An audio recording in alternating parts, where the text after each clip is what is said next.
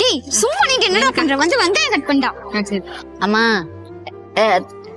யாருன்னா இருக்கீங்களா? சொல்லுங்கம்மா.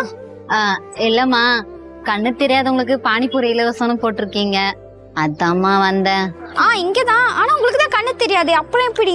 இல்லம்மா, அங்க ஒருத்தர் சொன்னாங்க கண்ணு தெரியாதவங்களுக்கு அங்க பானிபூரி இலவசமா தராங்க, நீங்க போய் கேளுங்கன்னாங்க, அதாம்மா வந்தேன். ரொம்ப பசிக்குதுமா, பானிபூரி கொடுங்கம்மா. இப்படி வந்து இல்லைங்க.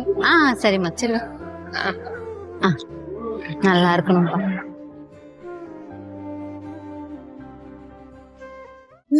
டேய்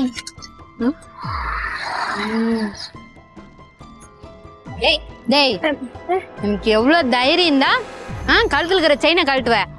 திருட்டு பையலே. ஆமா, உங்களுக்கு கண்ணு தெரியாது. அப்ப எப்படி நான் செயினை திருடுன்னு தெரியும்? யாருடா கண்ணு தெரியாது? இங்க பாரு, எனக்கு கண்ணு நல்லா தெரியும். பாத்தல, நீ போட்டுக்கிறது purple colour shirt, black colour ஜட்டி. கரெக்டா சொன்னா? ஓ அப்படியா அக்கா, பார்த்தல பாத்துக்கோ.